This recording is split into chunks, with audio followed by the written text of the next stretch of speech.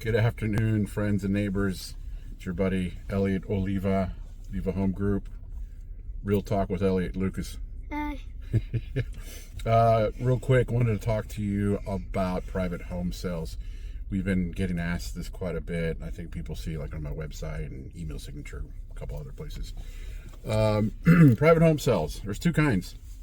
It's when a buyer is trying to find something off market, not on MLS, or when a seller wants to sell their house, not on MLS, do a private sale. First and foremost, if you're a buyer looking for a house in Falls Church, you probably already know that, hey, there aren't enough houses, inventory's low, things are going quick. So we're seeing multiple offers, a lot of cash deals out there, and it's very competitive. So if you're a buyer, looking for your next home, or an investor looking for your next deal, or a realtor looking for a property for a client of yours, you have to look for stuff off market. You cannot rely on the MLS to bless you with a great deal, because when it comes out on the market, there's going to be a lot of eyeballs on it, and you're probably going to be competing.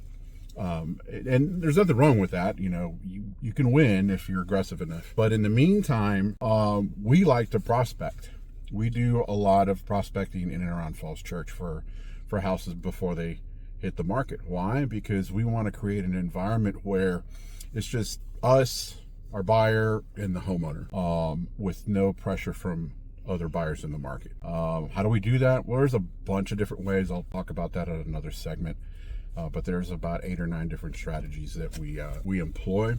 One of them, though, is we call driving for dollars, where we actually drive around and look for ideal houses for our clients. Our clients could be buyers looking for houses for themselves, me looking for flips, or me looking for lots, teardowns for our builder partners. And it's easy just to go on MLS or public record search and look for houses that have been owned a certain amount of time. But when it comes to building a house, a spec home, we're looking for ideal topography, an interior lot, not a lot of sloping, stuff like that. So for me, anyway, the best way to do that is actually go drive around for dollars with Lucas sometimes, right? And we'll just put together a list as we're driving around neighborhoods, and go home, research the properties, and then we'll just send letters out to them. And that's just, a lot of what we do, and we get responses. Closing on 2 lots this month for some of our builder friends. So it works. It's a lot of, it's legwork. There is a lot of technology that we leverage, software programs. And again, I'll get to that later on in a different segment. Now, the other type of private sale is when a homeowner says, Elliott, I don't want my house in the MLS. And these are actual situations. I've had a homeowner say, I don't want my GD neighbors to come in looking at my stuff. They're using way more colorful language than that. Because that's just the way they are. They want discretion and privacy, and they didn't want a sign in the yard. They didn't want pictures. They didn't want anything in MLS. So that's why they hired us. Like, can you sell this house without doing all that? We're like, yeah, no problem. We do that all the time. So we were able to generate buyers off market. So, that's our bread and butter. We, find buyers for our listings and find listings for our buyers. Pretty simple.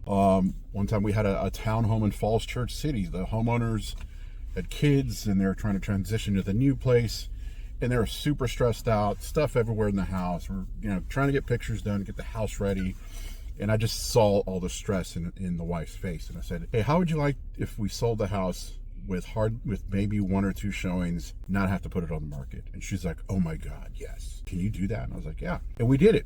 Again, it was prospecting for buyers. We were able to generate 2 really good offers, and actually got record price on that townhome with just 2 showings. And they were happy, perfectly happy. Could we have gotten it maybe a little bit more?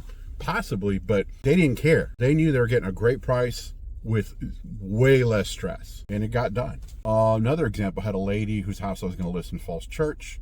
She'd been in the house forever. She was just a big bundle of energy, nervous energy, all the time anyway. And we're about 2 weeks away from putting the house on the market. I'm like, hey, we still need to have this done. We need to have the house painted.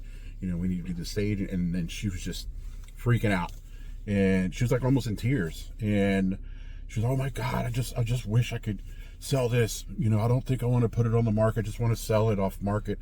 I was like, well, look, if I can bring you a deal off market, maybe a cash deal for X, You know, we figured out what her bottom line was. She was, if you can bring me that off market, we'll do it. That would be awesome. 24 hours later, brought her a written offer from a builder friend of mine, and boom, she got all the money she wanted. Actually, the fees were a little bit better because of the way my listings are set up, and everyone was happy. So those are the two types of off-market transactions we see in this market, and that's what we specialize in.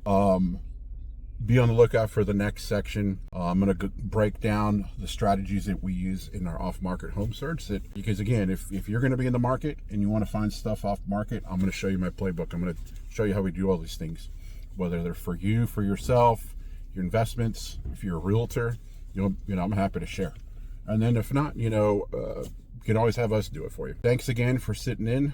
We'll see you on the next one. Say bye, Lucas. Bye.